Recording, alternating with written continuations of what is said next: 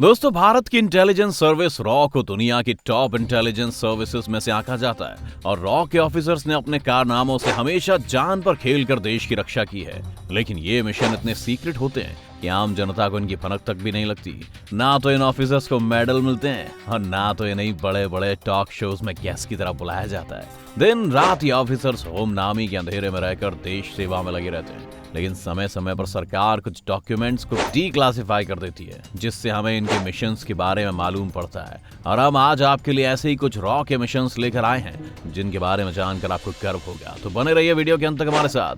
Video शुरू होने से पहले चैनल को सब्सक्राइब करना और बेल आइकन दबाना मत भूलिएगा। ऑपरेशन काहुता को तब लॉन्च किया गया दोस्तों, जब भारत और पाकिस्तान दोनों ही एक न्यूक्लियर स्टेट बनने की तरफ अग्रसर थे। खबर ये थी कि रावलपिंडी के कठुआ जिले के खान रिसर्च लेबोरेटरीज में कुछ तो गड़बड़ चल रही है। रॉ को जांच करने के लिए बोला गया, लेकिन न्यूक्लियर मिसाइल्स का पता लगाने का कोई भी तरीका नहीं था। न एजेंट्स को इस हाईली सिक्योर्ड फैसिलिटी के अंदर भेजा जा सकता था और ना ही तब हमारे पास ऐसे सैटेलाइट्स थे जो सही इंफॉर्मेशन हमारे पास ला सकें।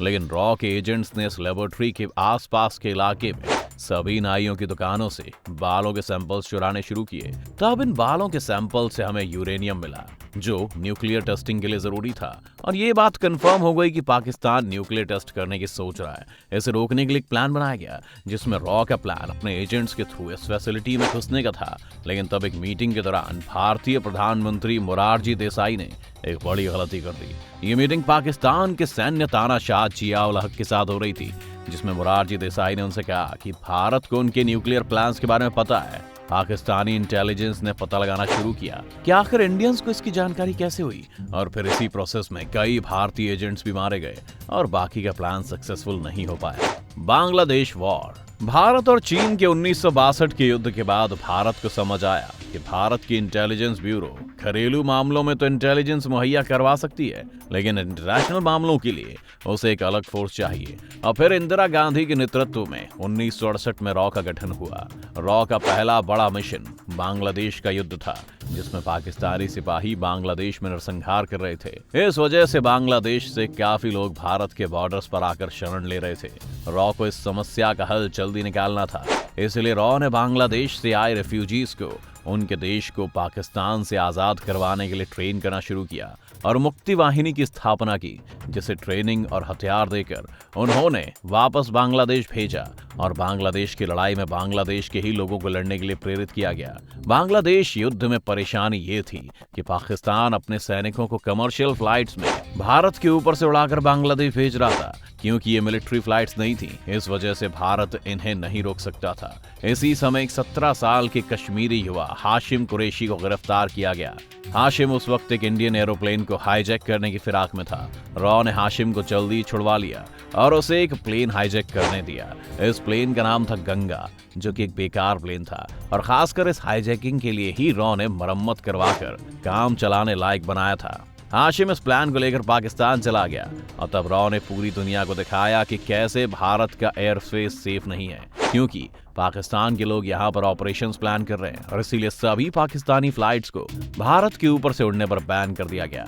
इस एक टैक्टिकल मूव की वजह से पाकिस्तान को अब अपने प्लेन्स भारत की जगह श्रीलंका की तरफ से उड़ाकर बांग्लादेश भेजने पड़े, जिससे पाकिस्तान की स्पीड कम हो गई और भारत को तैयारी का पर्याप्त वक्त मिल गया। इसके अलावा भी भारत पाकिस्तान के सैन्य तानाशाह याहिया खान के ऑफिस में एक बग प्लांट करने में सफल रहा था, जिससे वो याहिया खान के ऑफिस में आने वाली हर एक फोन कॉल को टैप कर पा रहे थे और पाकिस्तान के सभी प्लान्स को एग्जीक्यूट होने से पहले ही समझ ले रहे थे। Karachi naval port. बांग्लादेश युद्ध की कहानी सिर्फ जमीन और हवा तक सीमित नहीं थी।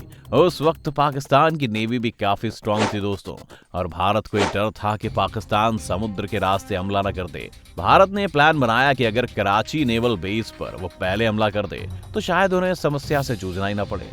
जब पाकिस्तान के कराची नेवल पोर्ट पर भारत को हमला करना था, तब भारत के पास कराची के पोर्ट के बारे में कोई जानकारी नहीं थी।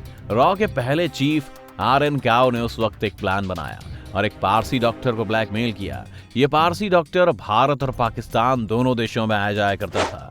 तब काओ ने उसका कुछ सामान कस्टम पर ही रुकवा दिया और उससे कहा कि अगर वो सामान वापस चाहता है तो उसे 2 लोग अपने जहाज में बिठाकर पाकिस्तान ले जाने होंगे और उन्हें वापस लाना होगा। ना ही वो उनसे कोई सवाल पूछ सकता है और ना ही वो इसके बारे में किसी को बता सकता है। उस डॉक्टर ने वैसा ही किया और जब पाकिस्तानी अफसर तलाशी के लिए आए तो ये बहाना बनाया गया कि दोनों लोगों को स्मॉल पॉक्स है, इसीलिए उन्हें अलग कंपार्टमेंट में रखा गया है, जिस कारण पाकिस्तानी अफसर उन रॉ एजेंट्स से नहीं मिल पाए। बाद में इन रॉ एजेंट्स ने 2 दिन तक पूरे पोर्ट की तस्वीरें खींची, जिससे नेवी को एग्जैक्टली पता था कि उन्हें कहां और कैसे हमला करना है। वो दोनों अफसर उसी डॉक्टर के साथ वापस आए और नेवी ने जब हमला किया तो बहुत ही प्लान तरीके से किया, जिसने पाकिस्तान को भौचक्का कर दिया। The real tiger. आपने सलमान खान की फिल्म एक था टाइगर के बारे में तो सुना ही होगा। ये मूवी एक असली रॉ एजेंट से इंस्पायर्ड थी दोस्तों, जिसे द ब्लैक टाइगर के नाम से भी जाना जाता था। इस रॉ एजेंट का असली नाम रविंद्र कौशिक था और रॉ के कुछ रिक्रूटर्स ने टाइगर को एक थिएटर प्ले देखते हुए रिक्रूट किया था। रविंद्र को पाकिस्तान भेजा गया, जहां उसने अपनी एक नई पहचान बनाई और कुछ समय बाद इस कदर वो पाकिस्तानी इंटेलिजेंस के क्लोज आ गया कि उसे पाकिस्तानी सेना में भर्ती कर लिया गया।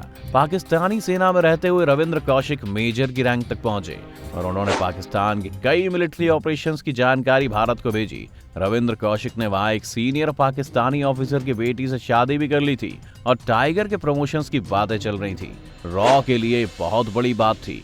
अगर प्रमोट होकर टाइगर पाकिस्तानी इंटेलिजेंस की और नजदीक पहुंच जाता तो भारत पूरी तरह से आईएसआई और पाकिस्तानी सेना को अंदर से खोखला कर सकता था। लेकिन उसी वक्त भारत से एक और रॉ एजेंट को पाकिस्तान भेजा गया। इस एजेंट को कौशिक से मिलने के लिए कहा गया था, लेकिन मुलाकात से पहले इसे अरेस्ट कर लिया गया और अरेस्ट होने के बाद इसने कौशिक के बारे में सारी सच्चाई उगल दी और आखिर में रविंद्र कौशिक को भी गिरफ्तार कर लिया गया। रॉ ने कई और मिलिट्री और इंटेलिजेंस ऑपरेशंस में अपनी भूमिका निभाई है। अगर आप 90 के दशक के अफगानिस्तान युद्ध की बात करें तो पाकिस्तान तालिबान को सपोर्ट कर रहा था और तब भारत ने कई अफगानी वॉरलॉर्ड्स को हथियार, पैसा और बाकी मदद देनी शुरू की और नॉर्दर्न अलायंस को मिली इस मदद के कारण वो तालिबान से लड़ने में कामयाब रहे।